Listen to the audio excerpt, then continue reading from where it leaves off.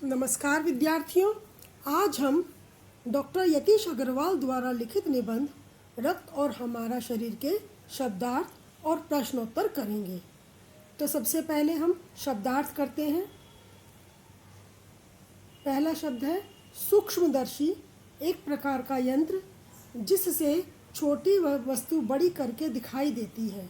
दूसरा एनीमिया, एक प्रकार का रोग जो खून की कमी से होता है।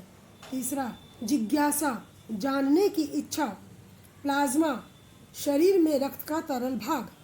प्लेटलेट्स, शरीर में रक्त का वह भाग जिसमें लाल, सफ़ेद और बिना रंग के कण होते हैं। बालूशाही, खाने योग्य गोल मिठाई। अवतल, किनारों से मोटे और बीच से पतले। लाभप्रद, लाभदायक। ब्लड बैंक, खून का बैंक, अर्थात वह बैंक जहाँ खून रखा जाता है। निराधार, बिना आधार के। नियमित, लगातार। पीठ ठोकना, शाबाशी देना। आइए अब कुछ हम लघु प्रश्न कर लेते हैं। पहला प्रश्न है, दिव्या को कौन सी बीमारी थी? उत्तर, दिव्या को एनीमिया था। प्रश्न 2, मोटे तौर पर रक्त के कितने भाग होते हैं? उत्तर, मोटे तौर पर रक्त के 2 भाग होते हैं। प्रश्न 3, रक्त के तरल भाग को क्या कहते हैं?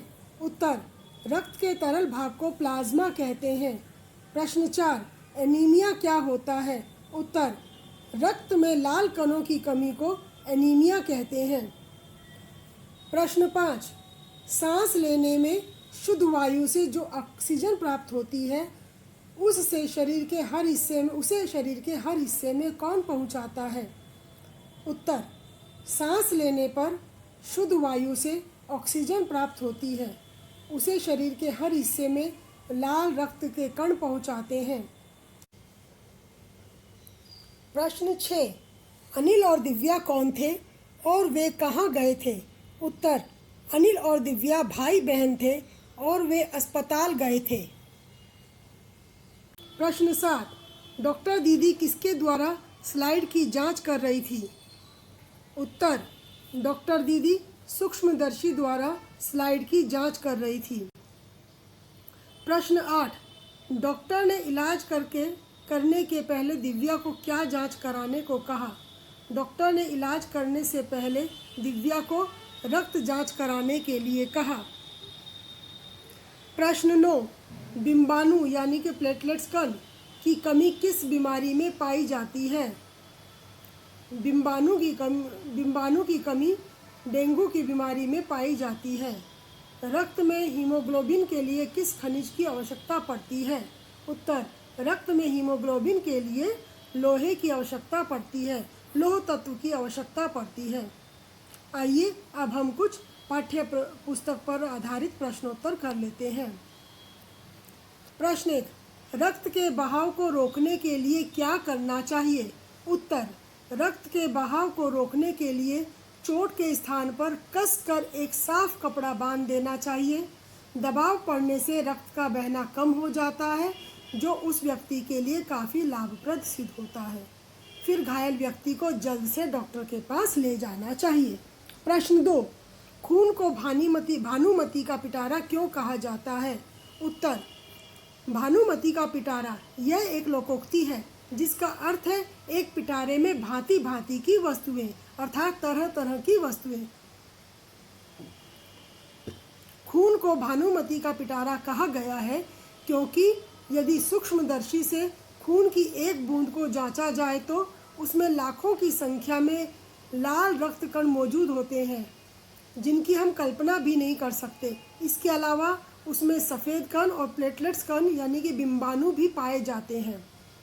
प्रश्न 3, एनीमिया से बचने के लिए हमें क्या क्या खाना चाहिए? उत्तर, एनीमिया से बचने के लिए हमें पौष्टिक और संतुलित आहार लेना चाहिए। हमें प्रोटीन, लौह तत्व और विटामिन युक्त भोजन जैसे हरी सब्जी, फल, दूध, अंडा, गोश्त इत्यादि उपयुक्त मात्रा में लेना चाहिए। प्रश्न 4, पेट में कीड़े क्यों हो जाते हैं? उत्तर, पेट में कीड़े दूषित जल और खाद्य पदार्थों द्वारा शरीर में प्रवेश करते हैं। इनसे कैसे बचा जा सकता है? इनसे बचने के लिए खाद्य पदार्थ ऐसे ग्रहण करने चाहिए जो साफ जगह पर बनाए गए हों। साफ जल पीना चाहिए। भोजन करने से पहले हाथ अच्छी तरह से धोने चाहिए और इसके अलावा नंगे पैर हमें नहीं घूमना चाहिए, क्योंकि कुछ कीड़े ऐसे हैं जिनके अंडों से उत्पन्न लार्वा त्वचा के रास्ते शरीर में प्रवेश कर आंतों में पहुंच जाता है। इनसे बचने के लिए ज़रूरी है कि हम शौचालय का प्रयोग करें और नंगे पांव यहाँ वहाँ ना घूमें। प्रश्न 5, रक्त के सफ़ेद कणों को वीर सिपाही क्यों कहा गया है? रक्त के सफ़ेद कणों को वीर सिपाही इसलिए कहा गया है क्योंकि ये हमारे शरीर की रक्षा करते हैं। ये रोग के कीटाणुओं को शरीर में घुसने नहीं देते और उनका डटकर मुकाबला करते हैं। प्रश्न 5, ब्लड बैंक में रक्तदान से क्या लाभ है?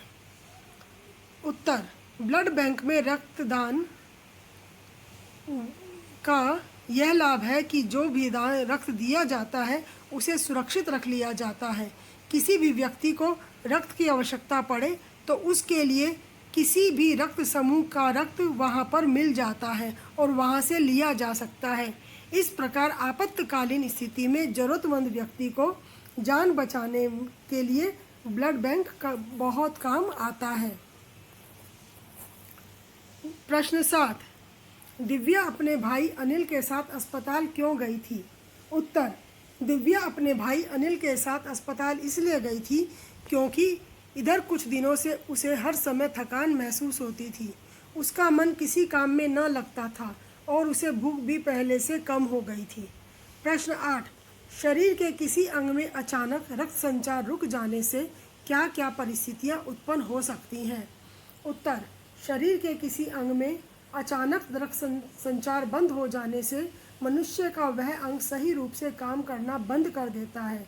कई बार इतनी गंभीर समस्या पैदा हो जाती है कि जिस स्थान में रक्त संचार नहीं होता वहाँ के रुके हुए खून में जहर फैल जाता है और उस अंग को काटने तक की नौबत आ जाती है। बस अब इतना ही।